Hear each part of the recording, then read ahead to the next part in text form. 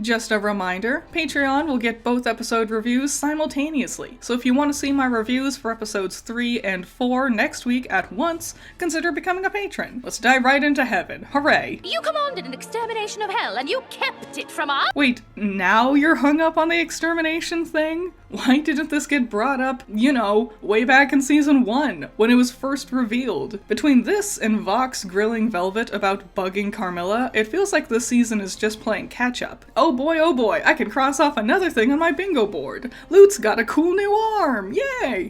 Sarah, calm yourself. Oh, wow! Who are you?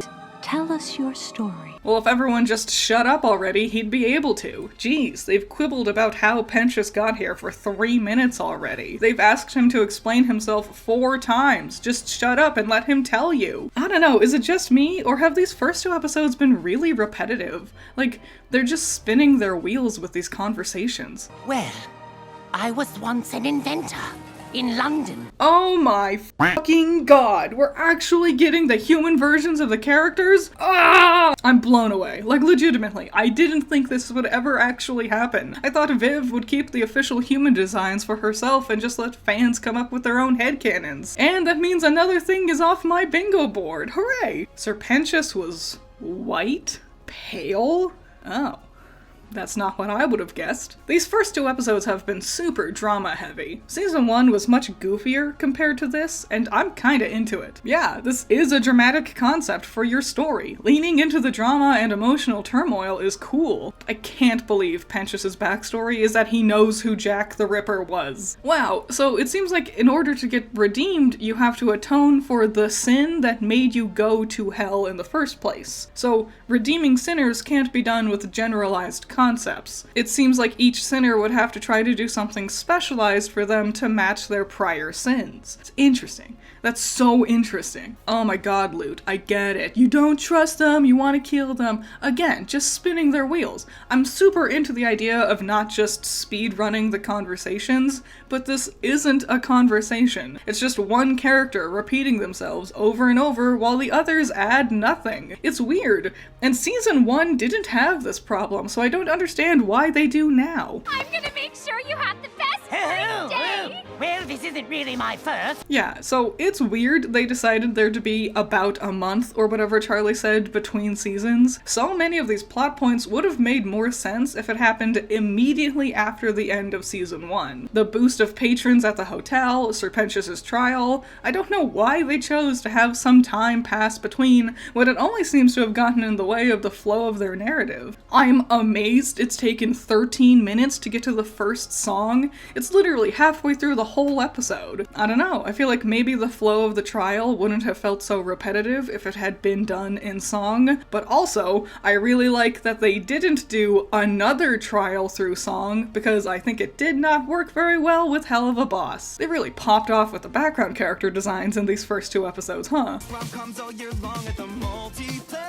This is going to sound stupid, but I hate how much of a role St. Peter has here. I don't know, I really hate his design a lot, and he's not really adding anything. Also, if he's here partying, who's guarding the gates? I feel like St. Peter has been kind of stapled to Abel to be Abel 2.0 because they liked his voice actor. I think it takes away from us getting to know Abel more too. That song was mid, by the way. I liked the first 2 songs from episode 1 better, I think. Oh, okay. Charging into the next song right off the bat, I see. One seeks an answer. Oh my god, her voice is magical. That's the most beautiful singing voice I've ever heard in my entire life. I feel no wiser than when I commanded the slaughter. Everyone strap in. New best song is crashing onto the scene. Holy shit.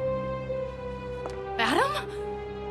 Okay, so even though I tried to avoid spoilers, I did know Adam was coming back as like a hallucination or something, which is very funny because I thought for sure I'd get to cross off either Adam stays dead or Adam returns as a sinner off my bingo board. Like, I thought for sure there'd be no other alternatives, but nope, wrong on both. Emily can just create constructs? I never once thought about what kind of powers the Seraphim might have. I now want to know every single thing Emily is capable of doing. 3 songs in 1 episode, and we didn't even start singing until halfway through? Crazy. I still got a job to do, my mission's incomplete. Real talk, I'm so tempted to cross off the different music styles square on my bingo board, because the songs, especially in this episode, have really cast a wide net, but I'll hold off for now. I don't want to start crossing things off willy-nilly right from the start. This song is super good. I think I liked the one with Sarah and the Speaker of God better, but this one might be a bigger earworm in the long run. Also, really going bananas with the animation quality too. Both episodes so far have really displayed a boost in budget. Winners, angels, and all who reside. The mortals who go to hell are sinners, and the ones who go to heaven are called winners? That's crazy. That's smart. This episode was way better than the first one. The more I sit with it, the more disappointed I am with how empty episode 1 was. I kind of wish this was the first episode, so then episode 2 could have had the plot of Charlie clearing up the image of the hotel, and we could have dove into Emily revealing Pentious is alive a bit sooner, which obviously is the plot I'm most excited about, but I also understand from like a marketing perspective, start with the actual hotel that the show is named after. Whatever. Overall, this episode was much more exciting, with way better songs and had more unique character interactions bouncing off each other. As for what I'm thinking about what could happen next, I know Heaven will visit Hell at some point. It was in the trailer and everything. I'm hoping the characters start to really figure out how redemption works, and outline the pros, cons, dangers, and everything else around it. And I hope this discussion involves the patrons of the hotel. After all, it's their souls that they're trying to get redeemed. I hope they're a part of the conversation around it, unlike season 1 where Charlie and Baggy talked to Heaven on their own. These first 2 episodes didn't really set up any new plot points for the patrons, so I'm a bit at a loss of what exactly they could be getting up to, aside from Baggy wanting to change her name. As for the villains, I'm much more intrigued by Lute's revenge mission than I am about the V's trying to uprise. The logistics around the V's trying to obtain power sounds kinda confusing, and their motivation is a little bland. Lute has a lot more she could lose, and she might end up being cast out of heaven, which would be very interesting to see how she handles that. I'm also speculating that Lute and the V's might team up. Lute wants to kill sinners and resents Heaven for not siding with her. The V's want to take over Heaven and be all-powerful. I don't think their interests will align, but I do think that they both think they could manipulate the other. Episode 1 was a bit of a flop, but episode 2 has really got me excited to see what happens next. Well, that's a problem. But not my fault. I did everything I could, and you did too.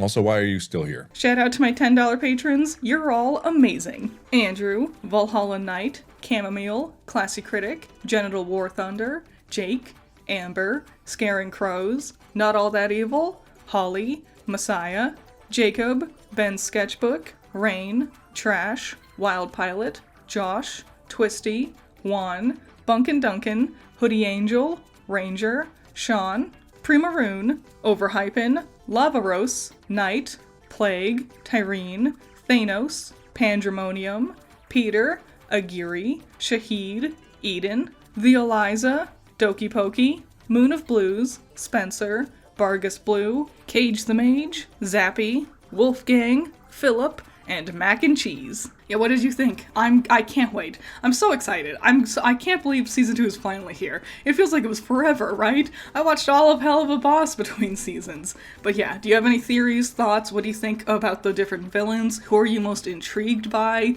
What kind of plot points do you think could happen in the future? If you have a bingo board, did you get across anything off of it? What do you think of the songs? The songs this time were really, really good, right?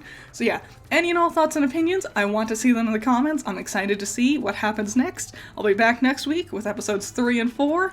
I'll see you in the next one. Bye-bye.